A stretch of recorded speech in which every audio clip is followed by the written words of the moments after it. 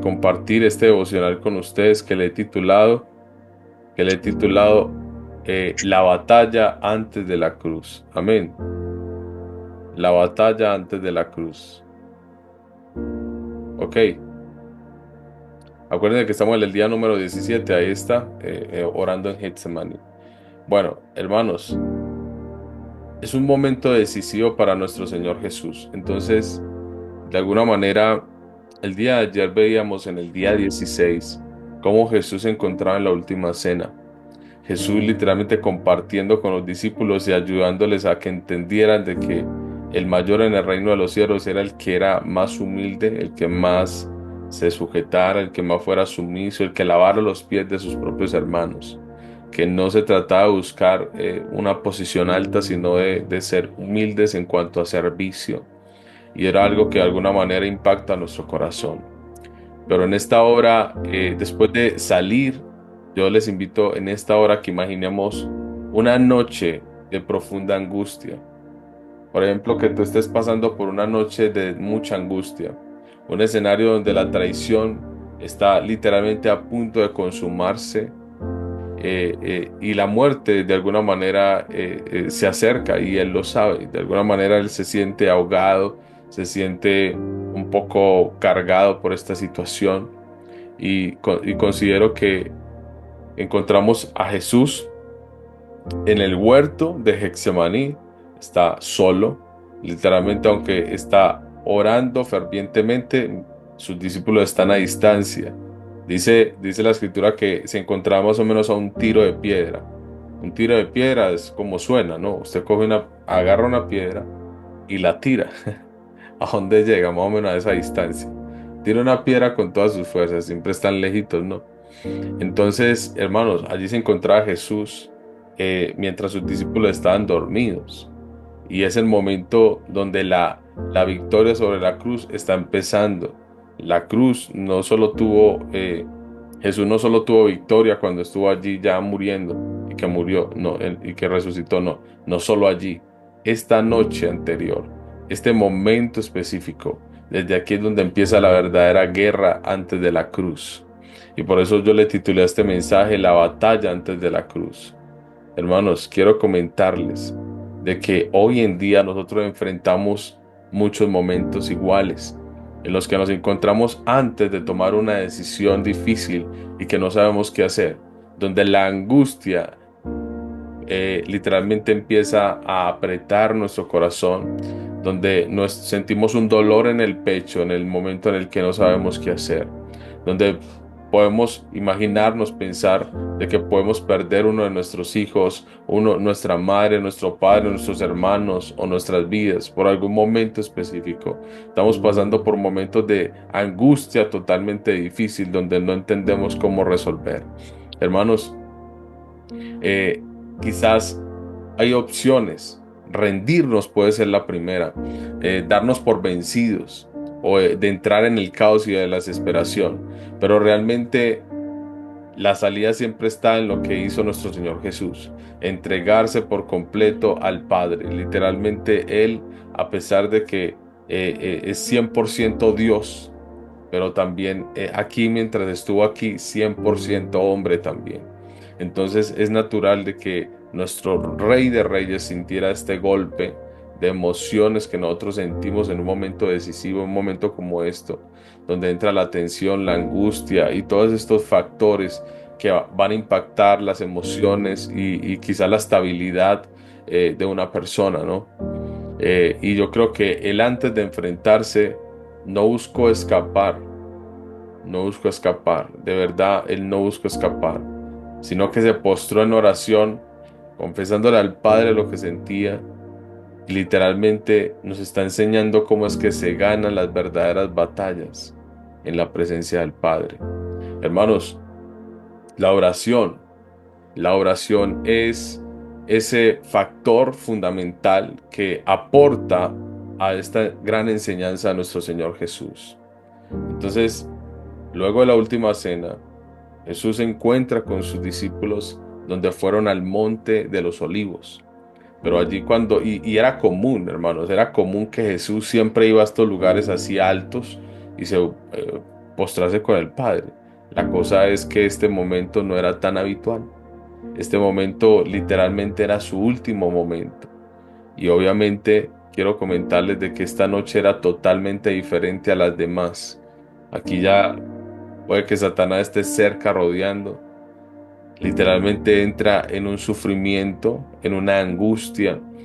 Dice la escritura de que él estaba tan pero tan angustiado, estaba tan pero tan angustiado que dice Mateo capítulo 26-28 dice que sintió temor, tristeza y una carga emocional tan profunda que dijo, mi alma está muy triste hasta la muerte.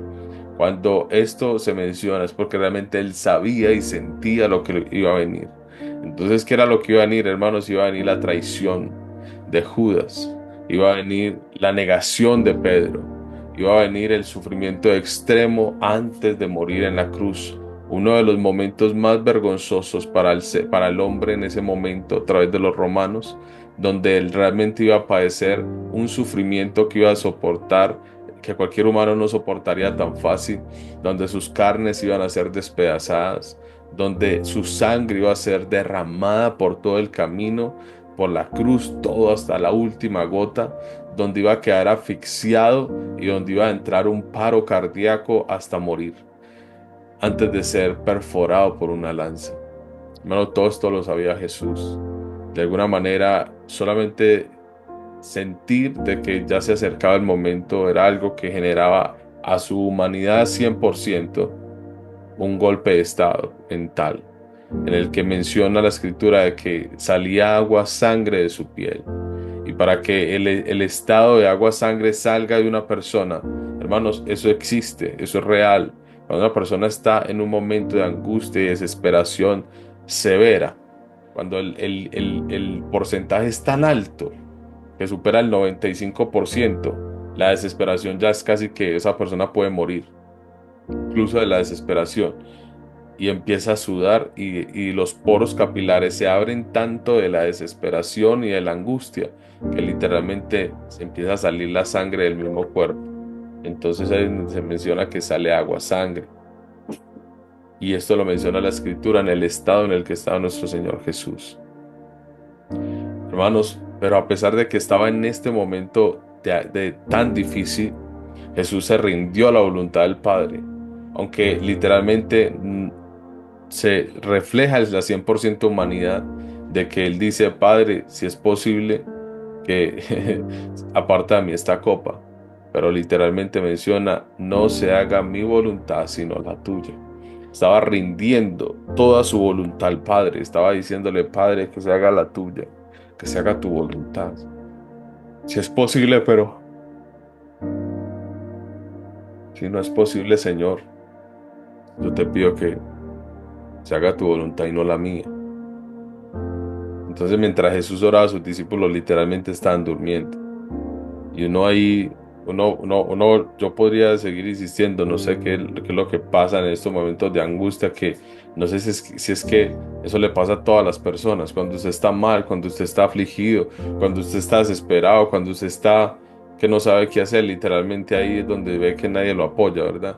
Ahí es donde uno ve que solo lo quiere la mamá. Cuando estamos pasando esos momentos de dificultad, como que uno sabe que solamente lo quiere uno la mamá. Entonces hay unas lecciones espirituales demasiadamente, digámoslo así, profundas, porque de alguna manera la oración se vuelve como el pilar fundamental que nos prepara para la prueba. Pues Jesús no oró para evitar el sufrimiento, Jesús oró para recibir las fuerzas y literalmente nosotros oramos muchas veces de la manera contraria. Nosotros oramos y le pedimos, Padre, quita toda prueba, quita todo esto, quita todo esto de mi vida. Pero realmente Jesús no está diciendo, hey Señor, quítala, quítala y quítala y ya. No, Él está diciendo, si es posible, Señor, qué bueno sería. Pero si no, que se haga tu voluntad y no la mía. Entonces muchas veces nuestras desesperaciones, nosotros oramos para que Dios nos libre del problema, cuando lo que realmente nosotros necesitamos es tener la fortaleza para atravesarlo, tener la fortaleza para seguir y cruzar el desierto, que Dios nos dé la fortaleza para lograrlo. Y eso es lo que muchas veces necesitamos, porque en la vida hay momentos de angustia, de necesidad, de calamidad, de desérticos, que tenemos que enfrentarlos para poder valorar y para poder alcanzar el nivel o la estatura del varón perfecto, la que Dios quiere o determinó con nosotros. Entonces me llama la atención porque David nos da un modelo de qué era lo que se refería incluso Jesús. David, el rey David menciona en el Salmo 34:17, dice: claman los justos y Jehová oye y los libra de todas sus angustias.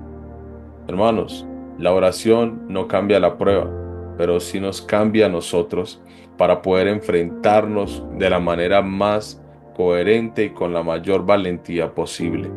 Entonces nosotros necesitamos fortaleza.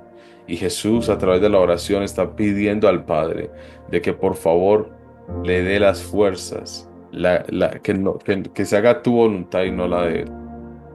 O sea, literal está pidiéndole que se haga tu voluntad, pero Él le pide, o sea, en este momento de angustia es esas fuerzas que se requieren. Y por eso dice: clama a los justos y Jehová los oye y los libra de todas sus angustias. Entonces aquí no está diciendo David, los libra de todos los caminos y lo que los angustiaba, no, los libra de las angustias. Le da la fuerza para enfrentarse con valentía y conquistar todo eso que le agobia. Entonces la oración de alguna manera nos enseña a rendir nuestra voluntad a Dios. Y Jesús literal nos está mostrando el camino correcto para nosotros caminar en un momento determinado de nuestras vidas. Y Jesús tenía solamente dos opciones en ese momento: seguir la voluntad humana o evitar la cruz y someterse a la voluntad del Padre, o sea, a la voluntad. Porque ahí lo vemos en los capítulos anteriores cuando Jesús dice: yo no he venido a que me sirvan. No, yo no he venido acá a que me den los reinos. Yo he venido aquí a padecer y a morir en una cruz, en un madero. Cuando Jesús menciona esto y dice: bueno, el que quiera venir en pos de mí, niéguese a sí mismo y sígame. Tome su cruz cada día y sígame. Cuando Jesús dice esto era mucho más abajo, me explico, o sea, mucho más antes. Entonces Jesús sabía que había venido, él tenía claro su ministerio. Por eso cuando está en este momento decisivo, él no ora para, para que Dios quite esa voluntad a la que lo envió, sino que se cumpla por completo, a someterse al 100% a esta voluntad de su Padre. Entonces la decisión de orar para que no se haga la voluntad de él, sino la tuya, literalmente es una confrontación para nosotros. Porque el verdadero creyente literalmente confía en los planes de Dios. Dios siempre tiene mejores planes. Jesús murió en la cruz, pero fue exaltado hasta lo sumo.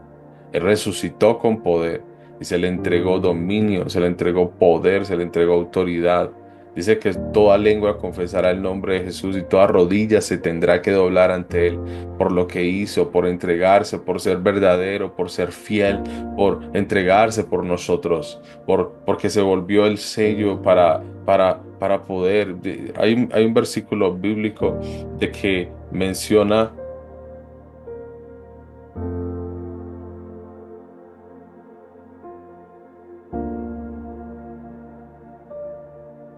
Hay un versículo bíblico que literalmente el Cordero es el único que puede abrir el libro, mis amados hermanos.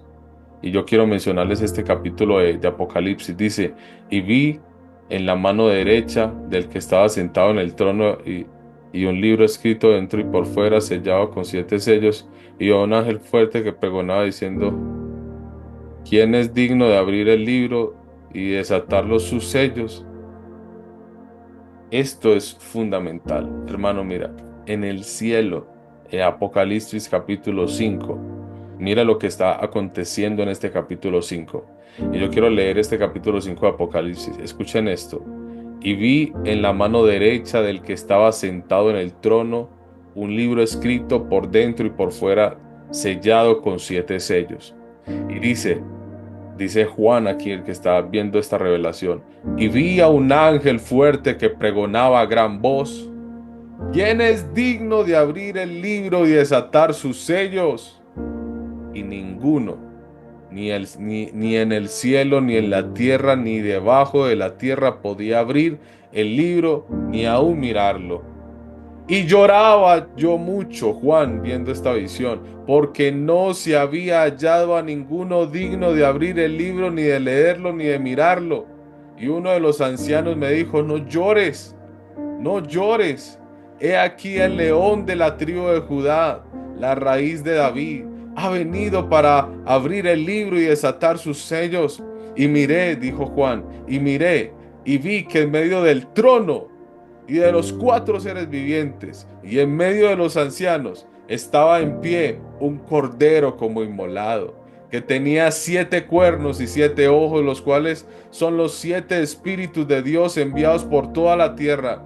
Y vino y tomó el libro de la mano derecha del que estaba sentado en el trono. Y cuando hubo tomado el libro, los 4 seres vivientes y los 24 ancianos se postraron delante del cordero. Todos tenían arpas y copas de oro llenos de incienso, que son las oraciones de los santos, y cantaban un cántico diciendo, digno eres de tomar el libro y abrir sus sellos, porque tú fuiste inmolado y con tu sangre nos has redimido para Dios de toda linaje y lengua y pueblo y nación, y nos has hecho para nuestro Dios reyes y sacerdotes. Reinaremos sobre la tierra. Y miré, dijo Juan, y oí la voz de muchos ángeles alrededor del trono, y de los seres vivientes, y de los ancianos, y su número era millones de millones, que decían a gran voz, el cordero que fue inmolado es digno y creado, que está en el cielo y sobre la tierra y debajo de la tierra y en el mar y todas las cosas que en ellos hay. Oí decir al que está sentado en el trono y al cordero sea alabanza, la honra, la gloria y el poder por los siglos de los siglos. Los 4 seres vivientes decían amén, y los 24 ancianos se postraron sobre sus rostros al que adoraron y al que vive por los siglos de los siglos. Hermanos, quiero mencionarles de que esta angustia en Jesús, de que cuando nuestro Señor se entregó a la voluntad del Padre, hermanos, cuando uno hace la voluntad del Padre recibe recompensa. Hermanos, lo que hizo Jesús en la cruz no fue algo básico. Él se entregó por completo. Él se humilló a sí mismo. Él siendo Dios, teniendo trono, se vino y se literalmente vino en forma de hombre humillándose a sí mismo. Se entregó por completo por nosotros, hermano. Pero este momento de angustia, este momento de dificultad, este momento que era una tormenta inminente, este momento donde nos enseña a nosotros de que la angustia es algo que puede impactar nuestra vida, pero aquí ora el Padre y dice, Padre, que no se haga mi voluntad sino la tuya. Jesús comenzó su batalla en la cruz en Getsemaní. Las lágrimas salían de sus ojos, la angustia hacía que brotara sangre y agua de sus poros. Momento difícil para él, donde iba a recibir la traición de su propio pueblo, lo iba a azotar, lo iban a escupir, lo iban a masacrar literalmente. Iba a morir de una manera difícil en medio de lobos, iba a morir el gran cordero. Hermanos, obviamente hay un dolor emocional inmenso, un rechazo total por su pueblo. Pero aún así lo iba a hacer por amor, se iba a entregar por completo, y la determinación era de que iba a venir y no iba a recibir nada aquí en esta tierra, sino que se iba a entregar, iba a servir, iba a hacer, iba a libertar. Pero hermanos, eso se cumplió. Pero aquí está esta angustia, hermanos, que no se quiere ir de su corazón, que no sabe, aunque sabe que tiene que hacer, su cuerpo le dice no lo hagas. Pero hermanos, Él lo hizo. Y por eso quiero decirles de que cuando oramos, literalmente, eh, Pedro decía en su primera carta, en el capítulo 5 versículo 7, echen toda su ansiedad sobre Él, porque Él tiene cuidado de ustedes. Debemos de echar todas nuestras dificultades a Dios. Yo no sé qué estás enfrentando tú. Yo sé que todos tenemos dificultades. Es que nadie, vean hermanos, todos tenemos dificultades. No hay forma de que digan, ay, no, no tienen dificultades, hermano. Todos tenemos dificultades. Todos tenemos momentos difíciles que asimilar, que batallar. Pero hermanos, de alguna manera, yo quiero decirles de que Jesús nos está enseñando un camino. A veces no entendemos por qué estamos pasando por diferentes situaciones, pero quiero mencionarles de que la oración, arrodillarnos delante del Padre y decirle, Padre, yo no sé qué estoy enfrentando, pero tú eres soberano. Yo te pido, si es posible, me quites este momento difícil, pero si no, que se cumpla tu voluntad. Dame fuerzas para poder asimilar y enfrentar la situación, porque yo sé de que hay momentos en los que yo he cometido errores y quizás tengo que padecer algunas cosas, ¿verdad? Eso puede pasar, pero asimismo tú me puedas probar y esta prueba que literalmente se compara al fuego, como se prueba el oro que es con fuego, puede ser muy difícil para mí, pero tú no vas a permitir de que yo muera en el intento. Tú me vas a dar las fuerzas para seguir. Y aquí se cumple lo que dice Pedro, que dicen, echen toda su ansiedad en Él, porque Él tiene cuidado de ustedes. Entonces Dios no va a permitir de que Satanás acceda y acabe con nosotros así como así. Él no va a permitir de que esta dificultad tú mueras allí. Él va a ayudarnos a salir de allí. Literalmente, Él tiene cuidado de nosotros. Entonces, yo les digo en esta hora, la oración puede traer ese refugio espiritual. Entonces, si tú no esperas a tener un problema, no esperas a tener una dificultad para orar, o sea, tenemos que orar, tenemos que clamar, tenemos que buscar. Hay que buscar antes de que pasen estas cosas. Y pasa ese momento también. Entonces hay que aprendernos a rendir a la voluntad de Dios. Eso es algo que debemos de aprender todos, porque es muy difícil uno decir, es que uno predicar es muy chévere, ¿no? Pero de alguna manera todos tenemos que entender y introspectar y asimilar esto, porque tenemos que rendirnos a la voluntad del Padre. Y la verdad, eh, tenemos que pedirle, Señor, que todo lo que esté en mi vida, mis proyectos, mis ambiciones, mi necesidad, mi esto y mi lo otro, literalmente que se alineen a tu voluntad. Ahí es donde literalmente le estamos orando correctamente. Señor, eso que te va a pedir, mira, es esto. Si tú ves que se alinea a tu voluntad, por favor, cúmplelo. Te pido, te pido por esto. Pero si no se alinea a tu voluntad, lo entenderé. Entonces ahí la oración se expresa sincera cuando realmente uno entiende el concepto, cuando uno dice Dios realmente que se haga todo conforme a tu voluntad. De alguna manera tú eres soberano. No tendríamos cómo culparte. Por ejemplo, Jesús, no, yo voy a ir a la muerte, ¿usted por qué es así conmigo? No, o sea, él sabía. Y por eso literal, si Dios no nos da cosas que hemos pedido es porque de alguna manera todavía no lo merecemos. A veces hay personas que oran por una esposa, personas que oran por un esposo, eh, hermanos que oran por una buena familia y se desesperan y toman decisiones contrarias y terminan mal. Pero cuando la persona tiene paciencia, espera y ora al Señor y de repente Dios trae esa persona perfecta para uno, que encaja, alinea como anillo al dedo. Yo literalmente lloré mucho por la flaca. ¿Ustedes creen que yo no oré por la flaca? O fue como, a este pelado es medio pintoso, entonces si le hice allá cuadres y de cuadros, no. Lloré por la flaca, lloré. Cuando conocí a Dios, obviamente antes yo me cuadré con ella y ustedes muchos saben mi camino con mi esposa. Saben que en algún momento yo fui la persona menos indicada para ella. Pero cuando yo conocí al Señor, quizá me volví el más indicado, pero ya cuando lo había conocido, pero ya nadie creía en mí, porque de alguna manera era el menos indicado por mi comportamiento, por mis acciones, porque no tenía un futuro. Y de alguna manera, cuando conozco a Dios, me profundizo en su palabra, le pido perdón por todos mis malos actos. Y en medio de mis oraciones yo oraba a Dios de la siguiente manera. Por muchos días ayuné y por muchos días oré. Y se lo puedo asegurar aquí en la cámara y Dios lo sabe. Y le dije, Señor, yo quiero que Cindy sea mi esposa. Esa mujer ha impactado mi corazón. Y yo quiero tener con ella un hogar y quiero tener un hijo que se parezca a mí y que sea mono y zarco. Así le oré a Dios. Incluso le hice una carta en algunas noches por las que oraba. Yo oré por mi esposa.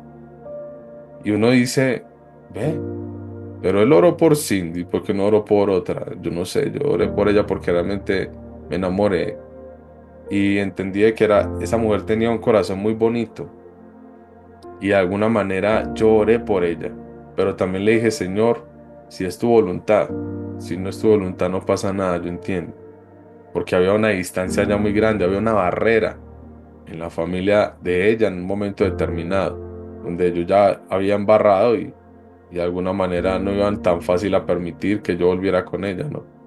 Entonces había una barrera y yo le dije, Señor, si es tu voluntad, que se den las cosas, si no, no pasa nada.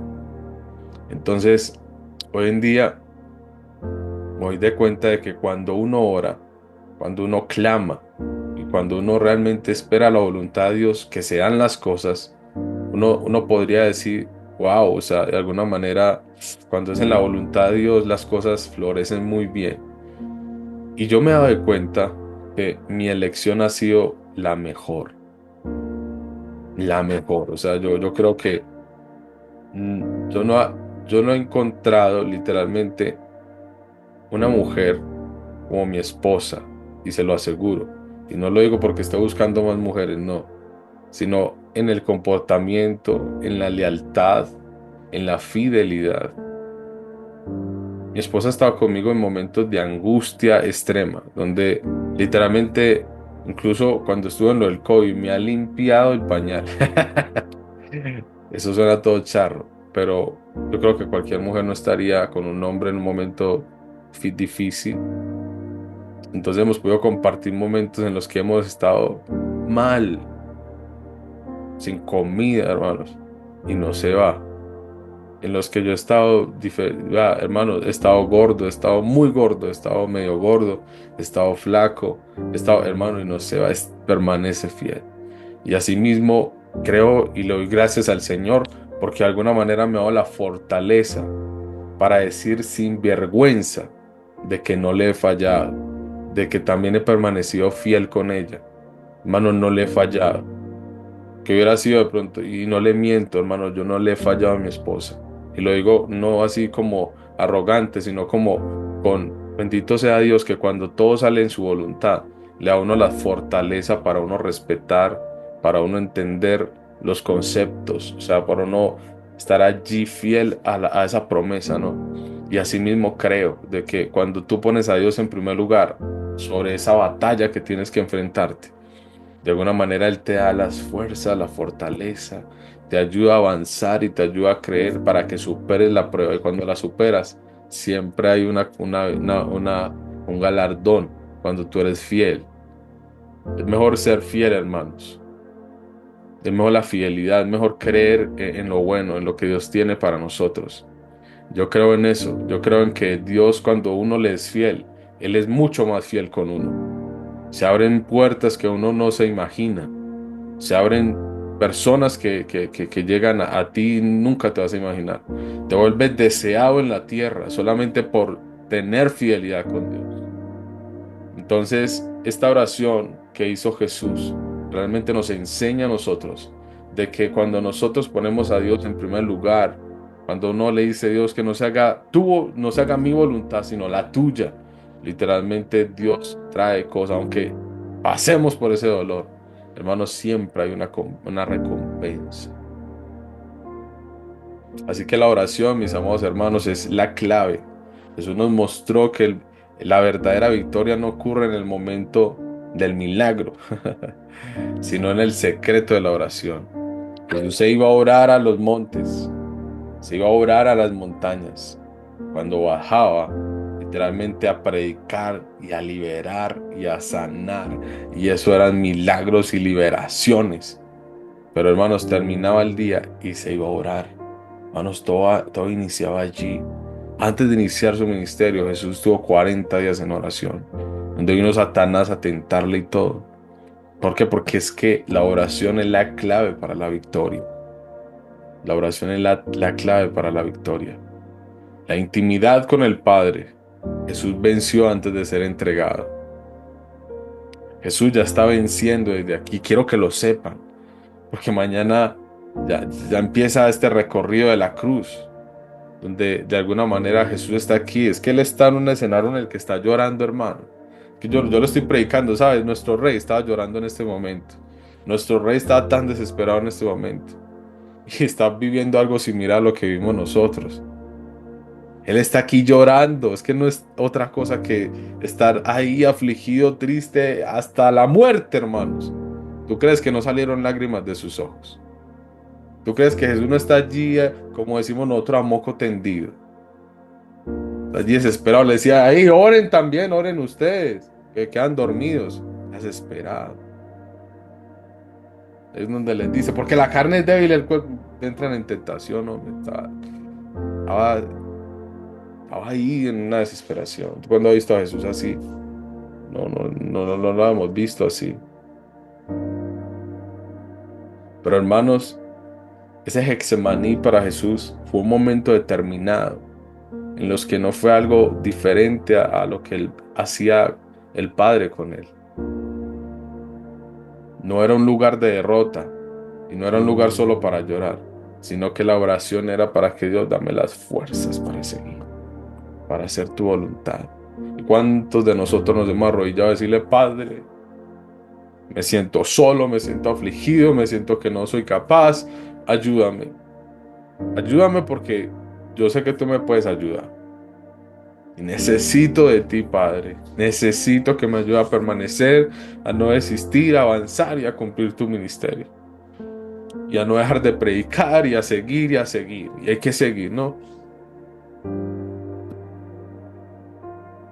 Así que ese Getsemaní no es un lugar de derrota.